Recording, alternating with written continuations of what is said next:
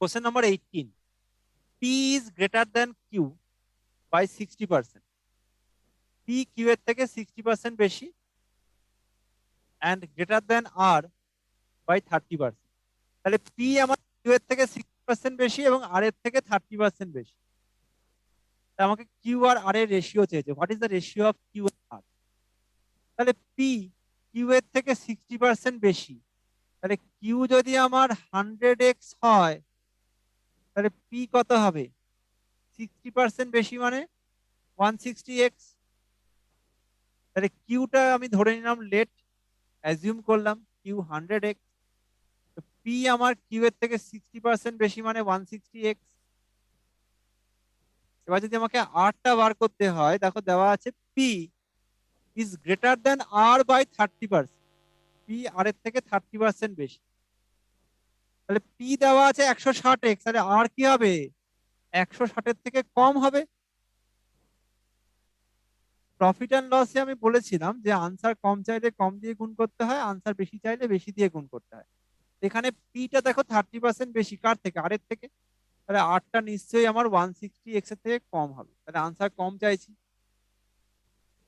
30% বেশি মানে প্যারামিটার কি? 100, 130। কম চাইছি মানে ওপরে 100 হবে, নিচে হবে 130। শূন্য শূন্য কেটে গেল, তাহলে উপরে কি হবে? 1600x by 13। This is the value of R. কি চেয়েছে দেখো, what is the ratio of Q and R? তাহলে Q is two R. Q কত? 100x। আর কত? 1600x by 13। দুটো জিরো কেটে গেল, এক্স কেটে গেল, তাহলে 1:16/13। এবার কি ফ্র্যাকশনাল রেশিও, দুদিকে 13 দিয়ে গুণ করে দাও।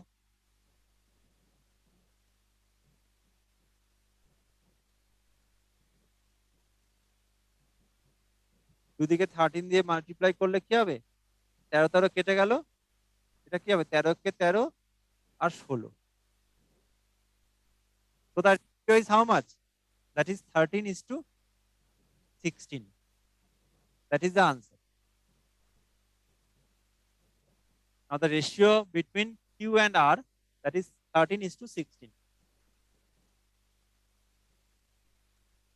বোঝা গেল সবার? উঠতে হবে না, কারোর কোনো ডাউট আছে? বলো।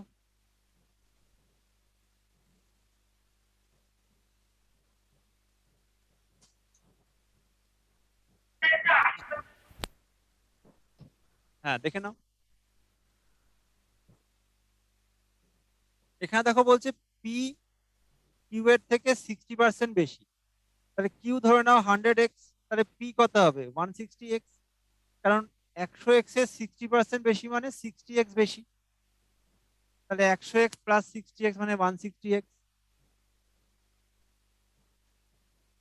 আর দেখো বলছে পি আর এর থেকে 30% বেশি। পি যদি আমার 160x হয়, আর কি হবে? 160x এর থেকে কম হবে, কারণ পি তো বেশি, 30% বেশি, তাহলে আর আমার নিশ্চয়ই এর থেকে কম হবে। তাহলে 160 দেওয়া আছে, আনসার কম চাইছি মানে উপরে কমটা বসবে। 30% বেশি মানে প্যারামিটার কি? 100 আর 130। আনসার কম বলে উপরে কমটা হবে। সলভ করে দেখলাম আমি আরটা পেলাম কত? 1600x/13। আমাকে দেখো কিউ আর আর এর রেশিও চেয়েছে, কিউ কত? 100x, আর আর হচ্ছে 1600x/13। সলভ করে দেখো আমি কি পেলাম না, 13:16। বোথ সাইডে মাল্টিপ্লাই করলাম 13 দিয়ে, because the LCM is 13। So the ratio is option C, 13:16. বোঝা গেল? বাকি এক্সচেঞ্জে কারো কোনো doubt?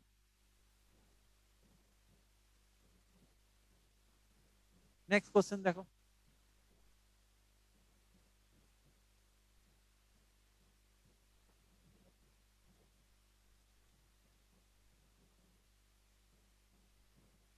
Question number 19.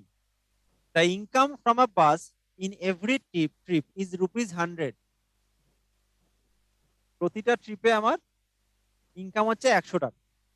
If the bus fair increases by 50% and the number of passenger decreases by 20%, then the income in every trip. তাহলে initially আমার বাস থেকে income হচ্ছিল প্রতিটা ট্রিপে 100 টাকা। যদি বাস ফেয়ারটা মানে বাস ভাড়াটা 50% বেড়ে যায় আর প্যাসেঞ্জার তোমার 20% কমে যায়, তাহলে ইনকামটা এখন কত হবে? তো ধরে নাও লেট,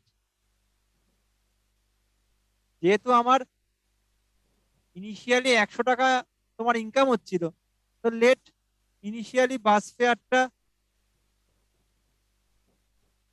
10 টাকা আর নাম্বার অফ প্যাসেঞ্জার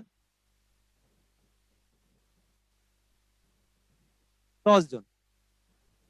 ইনিশিয়ালি যদি আমি ধরে নিই যে বাস ভাড়াটা 10 টাকা ছিল আর 10 জন প্যাসেঞ্জার উঠতো, তাহলে কি 10 × 10 = 100 টাকা আমার ইনকাম হতো। এখন কি বলছে দেখো, বাস ভাড়াটা 50% বেড়ে গেছে, তাহলে আগে ছিল 10 টাকা, এখন হয়ে যাবে কি 50% বাড়ে মানে 15 টাকা হবে, 150/100। তার মানে এখন আমার বাস ভাড়া হয়ে গেল 15 টাকা। আর নাম্বার অফ প্যাসেঞ্জার বলতে 20% কমে যাচ্ছে, তাহলে আগে ছিল 10, এখন 20% কমবে মানে কি ইন্টু 80/100 হবে। তাহলে এখন আমার প্যাসেঞ্জার কটা হবে? 8টা প্যাসেঞ্জার হবে। তাহলে এখন বাস ভাড়া কত? 15 টাকা, আর প্যাসেঞ্জার হচ্ছে 8টা, 8টা প্যাসেঞ্জার। তাহলে এখন আমার ইনকাম কত হবে? 15 × 8, তার মানে 120 টাকা ইনকাম হবে। তো the answer is option A, 120 rupees. That is the answer. তো এইসব ক্ষেত্রে কিন্তু এক্স ধরার কোনো প্রয়োজন নেই, ছোট ছোট সংখ্যা ধরে যদি আমি করি তাহলে দেখবে তাড়াতাড়ি হবে। এই মেথড গুলো কিন্তু দেখাটা বেশি ইম্পর্টেন্ট। আমি সমস্ত এক্সচেঞ্জে সবাইকেই বলবো মেথড গুলো একটুখানি দেখতে হবে, আর বাড়িতে একটুখানি কিন্তু প্র্যাকটিস করার দরকার আছে। হ্যাঁ, ম্যাথামেটিক্স এর ক্ষেত্রে কিন্তু যেটা মূল ব্যাপার সেটাও কিন্তু প্র্যাকটিস। তুমি যত বেশি প্র্যাকটিস করবে তত দেখবে তোমাদের সুবিধা হবে, এফিসিয়েন্সি বাড়বে। এই কোশ্চেনটাতে কারোর কোনো doubt? Question number 19-এ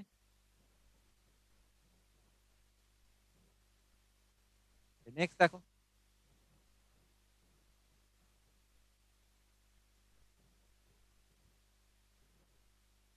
question number 20, the number 5416K6, আমি স্টারটা কে ধরে নিলাম, is a perfect square number.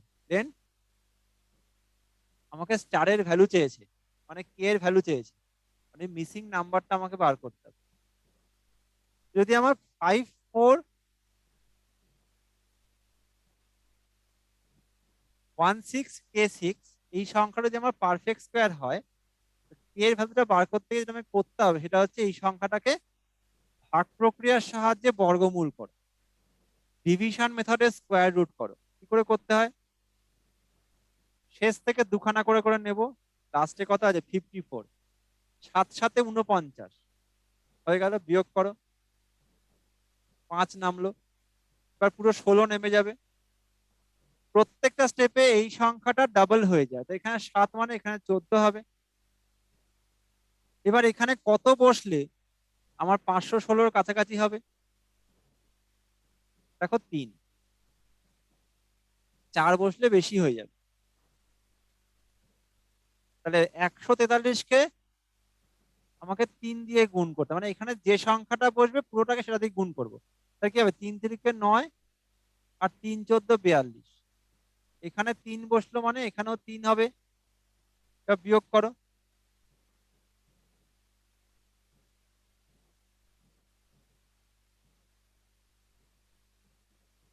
বিয়োগ করে কত হলো 87। এবার K6 বসে যাবে, এখানে 73 মানে কি পরের স্টেপে ওটা হবে 146, 73 মানে পরের স্টেপে হবে 146, 146। এবার এখানে কত বসলে কাছাকাছি হবে? দেখো 6, 6 বসলে দেখো যদি এখানে 6 হয় তাহলে 1466 কে 6 দিয়ে গুণ করো, 6 6 36 হাতে 3, 6 36 আর 3 39, 6 14 84 আর 3 87। দেখো মিলে গেল 8796। এখানে তো মিলে যেতে হবে, কারণ কি এটা বলে দিয়েছে অলরেডি এটা পারফেক্ট স্কোয়ার।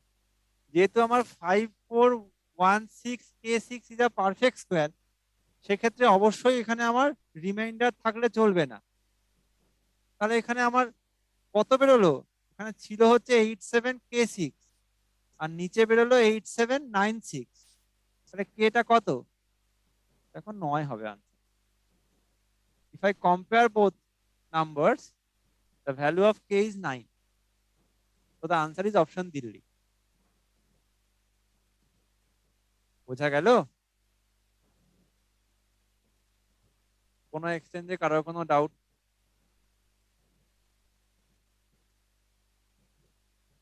সবার বোঝা গেছে তো? স্যার একবার রিপিট করে নিলে ভালো হয়।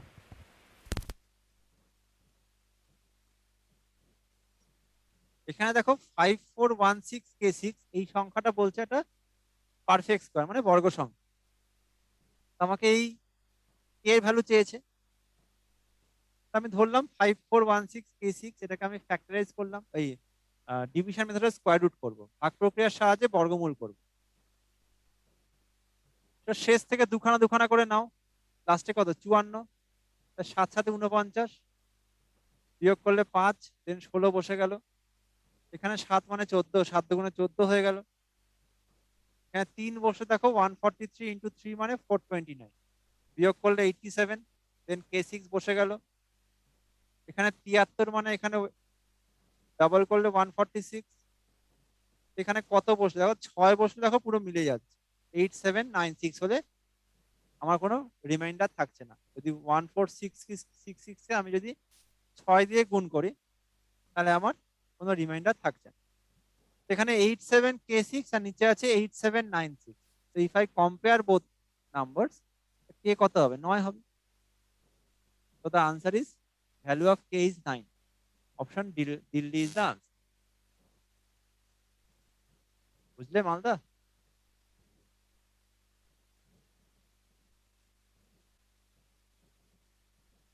বাকি কারো কোনো ডাউট? নেক্সট কোশ্চেন দেখো।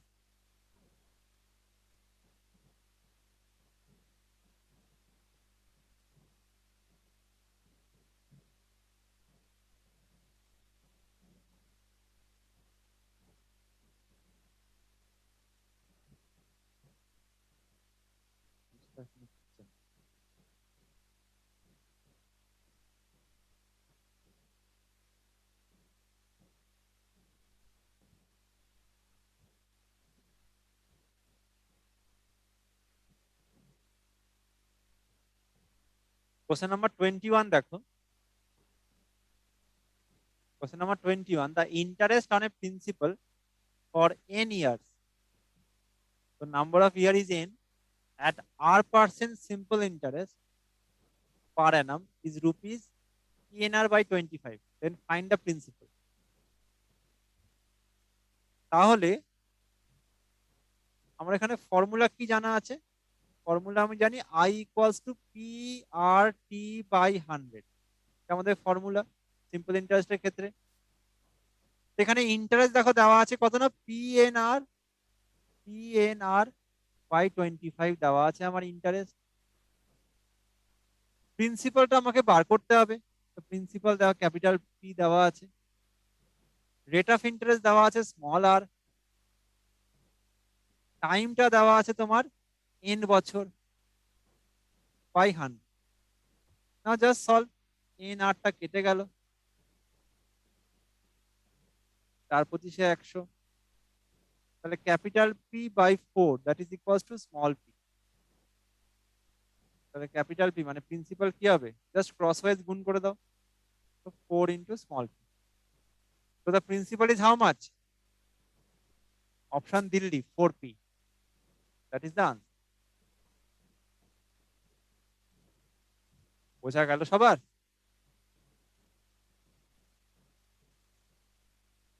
কোনো এক্সচেঞ্জে কারো কোনো ডাউট? নেক্সট দেখো।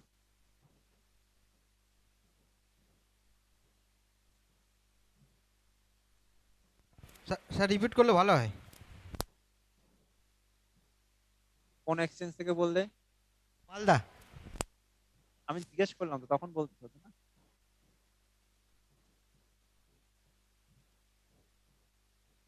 এখানে দেখো ইন্টারেস্টটা, আমার ফর্মুলা কি ছিল? I equals to PRT by 100। এখানে আই কত? আই দেখো দেওয়া আছে পিএনআর বাই 25। প্রিন্সিপাল আমি জানি না, রেট অফ ইন্টারেস্টটা স্মল আর টাইমটা দেওয়া আছে এন বছর বাই 100। এখানে এন আর 8 কেটে গেল দুদিকে, 4 × 25 = 100। তাহলে principal by 4 that is equals to small P. তাহলে প্রিন্সিপাল কি হবে? এই 4টা গুণে যাবে। তো the answer is 4 into small P. Option Delhi হবে। বোঝা গেল Malda?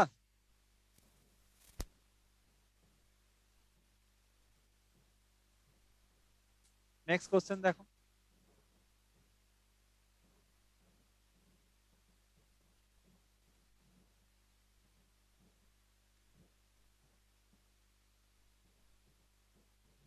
Question number 22. A dishonest dealer defrauds his seller and buyer by using forged weights to the extent of 20%. His true gain percent is. তো কি হয়েছে দেখো, ডিসঅনেস্ট সেলার কি করেছে না, সেলার বায়ার দুজনকেই 20% করে ঠকিয়েছে। তার মানে সে যেখান থেকে জিনিস কিনেছে তাকেও 20% ঠকিয়েছে, আবার যখন জিনিসটা বিক্রি করছে তাকেও 20% ঠকাচ্ছে। তো দুজনকেই আমার 20% করে ফ্রড করছে। তাহলে মোট আমার এখানে গেন পার্সেন্টেজ হবে, এটার ফর্মুলা হচ্ছে এটা, X plus Y plus X Y by 100। যেখানে দেখো দুটোতেই তো 20%, মানে প্রথমেও 20%, মানে এক্সও 20%, আবার ওয়াইও 20%। আর 20 × 20/100। নাও জাস্ট সলভ। 20 × 20 = 40, যোগ করলে 0 0 কেটে গেল, 2 × 2 = 4। So the gain percentage is 44%. Option C is the answer. যেহেতু এখানে সেলার বায়ার দুজনকেই আমার 20% করে ঠকাচ্ছে, তো সেক্ষেত্রে আমার এখানে এক্সটাও 20 ওয়াইটাও 20। তো ফর্মুলায় বসিয়ে দেবো, জাস্ট ফর্মুলা হচ্ছে X plus Y plus X Y by 100। তো সেক্ষেত্রে আমার আনসার হবে 44%। মোট তাহলে আমার 44% গেন হবে। এটা আরেকভাবেও করা যায়। যদি ইনিশিয়ালি আমার 100 হয়, প্রথমে 20% লাভ মানে কত? 120।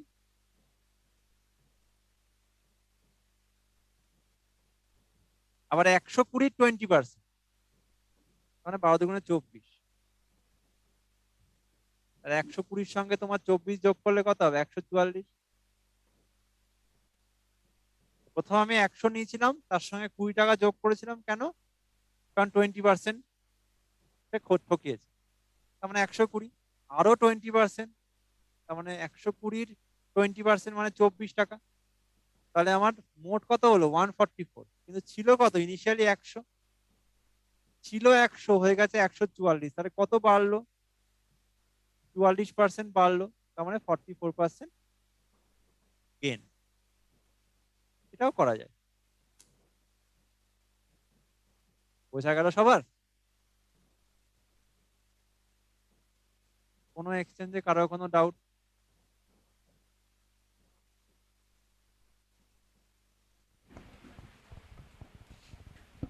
স্যার মালদা থেকে বলছি। হ্যাঁ, একশো বলো। কুড়ি থেকে 24% হলো কি করে বুঝতে পারলাম না। 24% না, 120 20%। তার মানে 120 ইন্টু 20/100। তাহলে 5 × 20 = 100। এটা কাটলে কত হবে? 24 না? হ্যাঁ বুঝেছি। তাহলে 120 20% মানে 24 টাকা এটা যোগ হবে। পরপর 20% না, তাহলে প্রথমে 100 টাকা, তার 20% মানে 120, আবার 120 20% মানে 24। ঠিক আছে?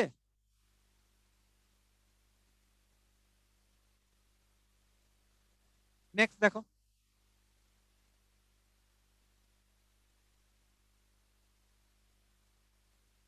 টোয়েন্টি দেখো question number. A seller, after allowing 20% commission to his customer on the marked price of the article, makes 20% profit. If the cost price is rupees X, find the marked price. তো এখানে দেখো, ধরে নাও let the MRP is 100p. Suppose the MRP is 100p. 20% commission, 20% discount দিচ্ছে, তাহলে selling price কত হবে? 100p যদি আমার এমআরপি হয়, 20% ডিসকাউন্ট দিচ্ছে, তাহলে সেলিং প্রাইস কি হবে? 80p হবে। তাহলে 80p তে সেল করে 20% ডিসকাউন্ট দেওয়ার পরে তার দেখো 20% লাভ হচ্ছে। তাহলে সেলিং প্রাইসটা 80p, আমার লাভ হচ্ছে 20%, তাহলে কস্ট প্রাইসটা নিশ্চয়ই আমার 80p এর থেকে কম হবে। তাহলে আনসারটা 80p এর কম।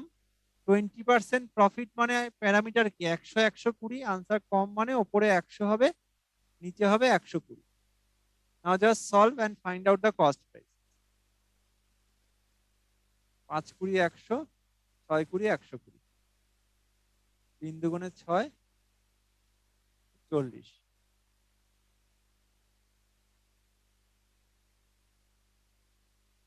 তার মানে 200p/3। So the cost price is 200p/3. According to the problem, the cost price is rupees X. তার মানে 200p/3, that is equals to X. তাহলে p কত হবে? px/200। কি চেয়েছে দেখো, find the mark price. Mark price মানে তো 100p, দুদিকে আমি 100 দিয়ে গুণ করে দাও। px/200 into 100, so the mark price is 3x/2. Option Bombay is the answer.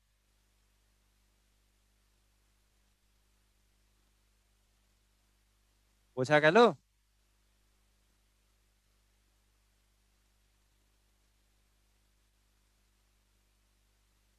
কোনো এক্সচেঞ্জে কারো কোনো ডাউট? আসানসোল বোঝা যাচ্ছে তো? পূর্ত ভবন বোঝা যাচ্ছে তো? এটায় কারো কোনো ডাউট নেই তো? ওকে, নেক্সট কোশ্চেন দেখো।